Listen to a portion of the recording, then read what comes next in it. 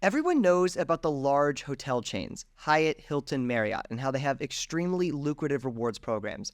But what you might not know is that in a lot of these big chains, there's these secret partnerships that have potentially huge value. Hi, my name is Sean. I'm the UC Berkeley graduate that created and taught the university-sponsored course on credit card rewards. I'm joined with my co-host, Sherwin. Hi, everyone. I'm Sherwin. I'm a Stanford student who's really into the points, miles, travel hobby. Here with Sean today to share with you the tips and tricks I've learned along the way. The reason this podcast is called the Credit Card BS Podcast, as many of you might know by now, is that the initials B and S reflect the schools Sean and I attend respectively, Berkeley and Stanford. But as normal, we've put aside our differences to talk about credit card rewards. So as Sean said, today's episode is on secret hotel partnerships. Let's just jump right in. So the first one to talk about is World of Hyatt and small luxury hotels of the world. So Sean, what is Small Luxury Hotels of the World, or SLH? So yeah, it's a partnership with Hyatt, and what it is these are hotels that you can book on the World of Hyatt app, either with points or with cash. But they're not like owned or managed by Hyatt directly. They're partner hotels. And so through these hotels, you'll get certain benefits associated with World of Hyatt, but you will not get the full suite of benefits. So, for example, your status will not be recognized, whether it's globalist or whether you don't have status at all. You'll get specific benefits for booking with World of Hyatt. And so these hotels, these are smaller boutique hotels. These are not usually large-scale resorts. So these are things like the world-famous Kalala Island, the private island off the coast of Nicaragua with 5, I think it's now 6 rooms, where it's ultra all-inclusive and you can book it for 40,000 World of Hyatt points a night. So these are specific partner hotels that you can book through the app, but are not actually, associated directly with Hyatt in the sense that Hyatt's not managing them or owning them. Yes, and I do want to say what's really cool about SLH properties is that even though they're boutique, all of them have a particular Hyatt category, like 1 through 8. Now, they do tend to be on the higher, more expensive side, but what this means is that they do correspond to a set of points on the Hyatt award chart, and you can redeem points redeem Hyatt points for stays at these properties.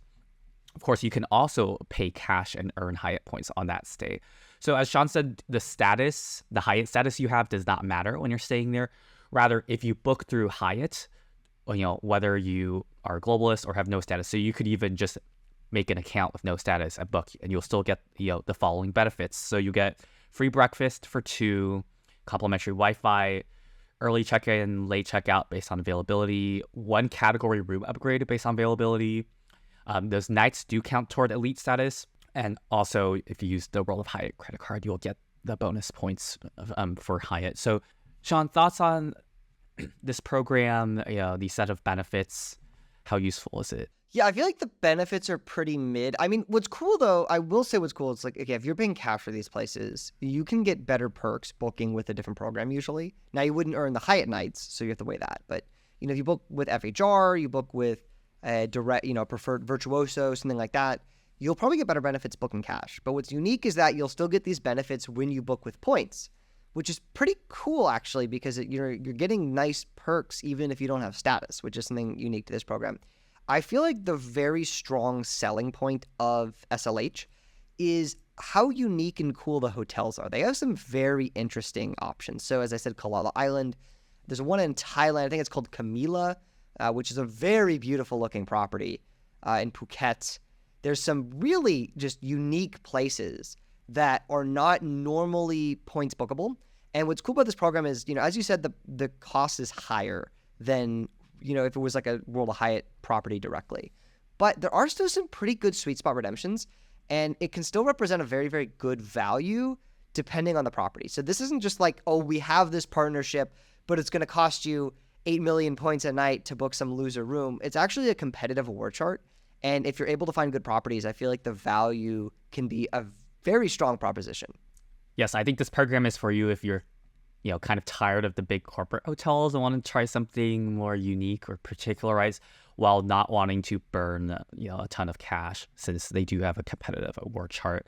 I do think it's pretty nice. You get perks like free breakfast and potentially a 1 category room upgrade, even if you don't have status. But, maybe if you're used to Hyatt Globalist benefits, this might seem like a downgrade. But I think it's pretty solid for for the fact that like anyone can access it as long as you book through Hyatt.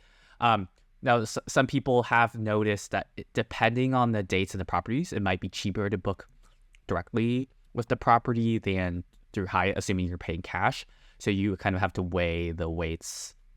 I mean, weigh the prices and see if the benefits you get with booking through Hyatt SLH partnership outweigh like the difference in price. But so gotta do the research on that one.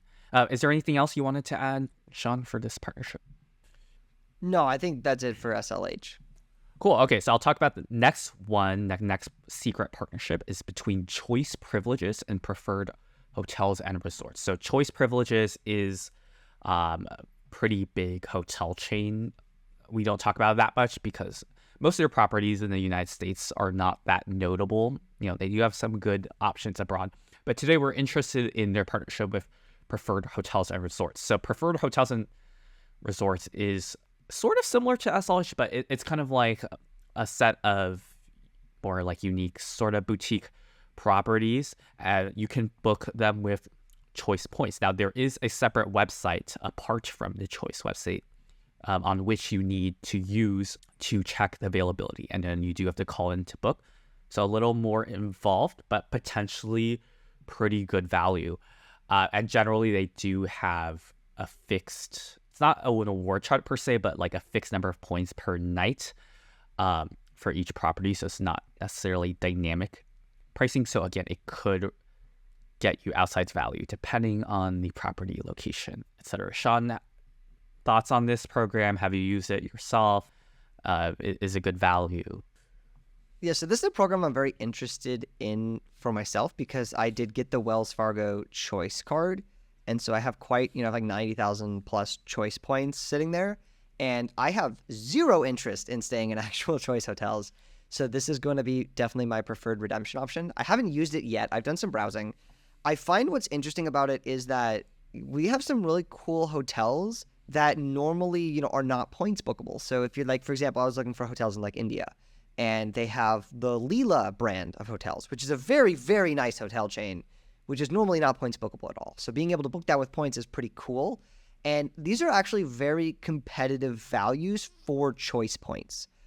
We could usually, you could get about like 1 cent per point using this redemption if you're doing it right. And that's very good for Choice points because you can acquire them rather cheaply. So for me, it's something that's very interesting. I know there's like certain restrictions, like I think, correct me if I'm wrong on this, but you can only book 90 days out using these points, which I feel like that's pretty annoying. I think that's a restriction that applies to the Choice program itself and is actually pretty annoying. Oh, so it's not Preferred Hotels and Resorts. I don't know if it also applies to Preferred Hotels and Resorts. It might, but I do know that, if you're trying to book a Choice award in general, like on the Choice's own properties, it is 90 days out. That's awful. That sucks. But you might be wondering, how can I earn these Choice points, right? So there are a number of options. I think one that probably makes sense for most people is buying them when they're on sale. They often go on sale for less than 1 cent per point. Please do not buy them when they're not on sale. It will be a rip-off price. But if they're under a cent a piece, could be good value depending on your redemption for this. The other option I would consider is transferring your city thank you points to Choice, because they transfer at a 1-to-2 ratio, assuming you have the Premier or Prestige cards. So, if you look on, the Preferred Hotels Choice website, you find a hotel, kind of mentally half that price, and that's the amount of city points you need, and that can be a pretty good value. Otherwise, you can also get the Choice Privileges credit cards by Wells Fargo. I'd probably recommend the $95 annual fee one, because that one gives you 30,000 anniversary points each year just by holding the card open. So it's kind of like a free night certificate you get on other cards, but they directly give you the points. So there's more flexibility. There's no like expiration tied to a certificate, etc. Sean has this card. Do you think it's a good card? It's a pretty no-brainer card. I feel like if you're able to use the points, $95 for 30,000 points is very, very, very competitive. And I don't know what the sign-up bonus is right now, but when I got it, it was 90,000 points, which is a pretty, it's like equivalent to like 45,000 city points, right? If you're going to transfer the city points out. So not a great sign-up bonus, but not awful. And I'm looking forward to using these just because there's some properties I've wanted to try that just are not points bookable.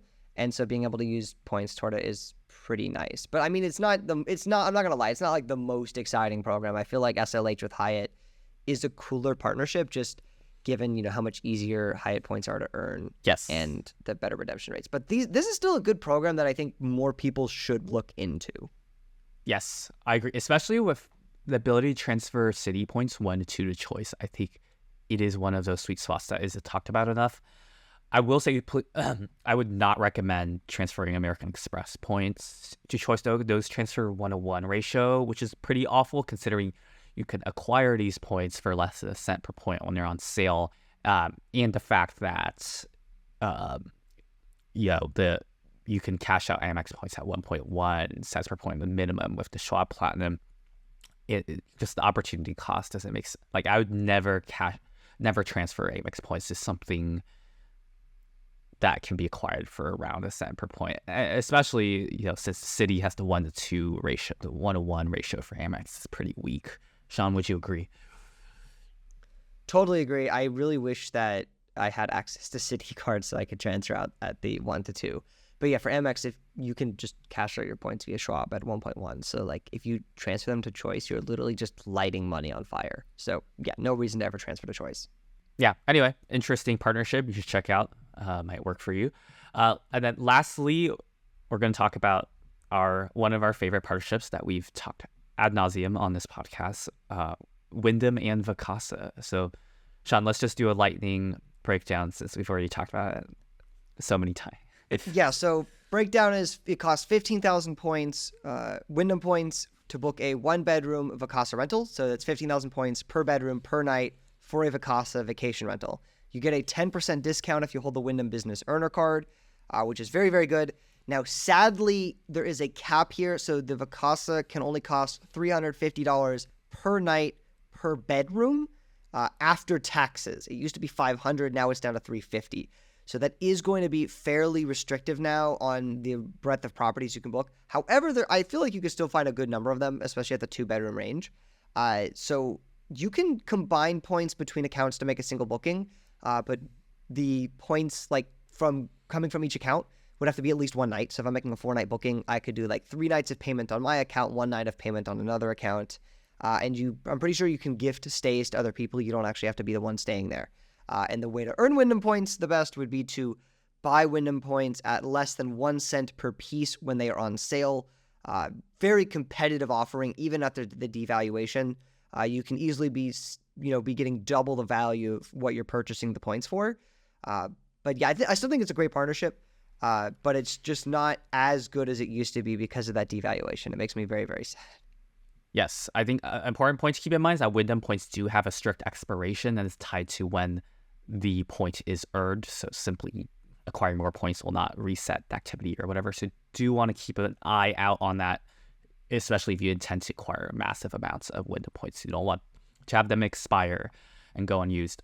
Also, I would recommend the Wyndham Business Card from Barclays. It is sometimes annoying to get approved for, but it's pretty solid. You can earn 8x Wyndham points on gas, which, assuming you're redeeming for 1 to 2 cents per point, Wyndham is a very high return on spend for gas. It also comes with 15,000 anniversary points for a $95 annual fee, which I think is pretty solid. You also get Wyndham Diamond status, which can be matched to things like Caesar's Diamond. So you could get perks potentially in Las Vegas. So, Sean and I both have this card. Yeah, it's pretty underrated, right? Yeah, I mean, it's such an interesting card. Honestly, this is like a side note as well. They keep sending me boxes. I don't know if they sent you Sherwin, but for Christmas they sent me a winter brunch box. So I did get that box. They gave me a waffle. They give me a waffle maker and then some syrup and some pancake or waffle batter. Yeah. It's so bizarre. And then the previous year I got a pizza making kit and they gave me a $20 Visa gift card. So, I mean, it's so stupid, but the card is very competitive even without these random perks. It's a very, very strong card if you can. I mean, for me, it just pays for itself in 2 ways. A, the anniversary points, and B, the $100 celebration dinner credit I get at Caesars I can use in Vegas because I matched my Wyndham Diamond to Caesars Diamond. That gives you $100 credit to use at Caesars restaurants every year. So that is already greater than the annual fee. I think it's a no-brainer. Everyone should look into it. Totally. And also you with the Caesars Diamond, you get that Atlanta stay, right? You get 4 nights. It depends on when you're going, but it's between 2 to 5 nights at Atlantis in the Bahamas. It will cost you about $75 a night to use it because you have to pay the resort fee taxes, and housekeeping gratuities. But they give you some free slot play, and compared to what the normal rates at the hotel would be, very, very, very cheap. I haven't used it yet, but I'm very tempted to use it this year in January. Have you been tempted to use that before? Yeah, I mean, my vacation schedule is so packed, so I don't know when I'm going to fit that in. But it does seem pretty interesting. I mean, I just like for me, the no resort fees at Caesars properties are more useful at Vegas that you get with Caesars Diamond. But, it does sound pretty cool. And then, the other thing is if you have Caesars Diamond, you could potentially match that to a bunch of cruise companies and get free cruises. We're not going to go into detail for that here, but if you're interested, go check out our episode. Forgot the number, but it's titled something like free cruises, condos, and casinos. So go check that one out. Yeah, you can get a ton of benefits of casino status because you're able to convince people that you're a gambler without actually being a gambler. But yeah, these are all great partnerships. I feel like the strongest one for me would be Hyatt and SLH. Second strongest might be Wyndham Vacasa. Third strongest would be Choice and Preferred Hotels and Resorts. But I mean, honestly, they're all pretty good. They're all situational. It just depends on what hotels you want to book and what your points balances are. Yep. So I think we'll wrap up for today. If you enjoyed this episode and learned something new, please give this video a like and subscribe to the channel. It really helps us out in putting out more quality content for y'all. Additionally, if any of the cards we talked about today interest you, or if you want to apply for any card for that matter, please consider using the referral link in the description below. It greatly helps us out. And Sean, why don't you plug our Discord? Yeah, so if you want to connect 100% for free with an elite group of award travelers and credit card enthusiasts, check out the entirely free Travel Lane Discord group at the link in the description. So thank you so much for watching, and we will see you next week. Goodbye.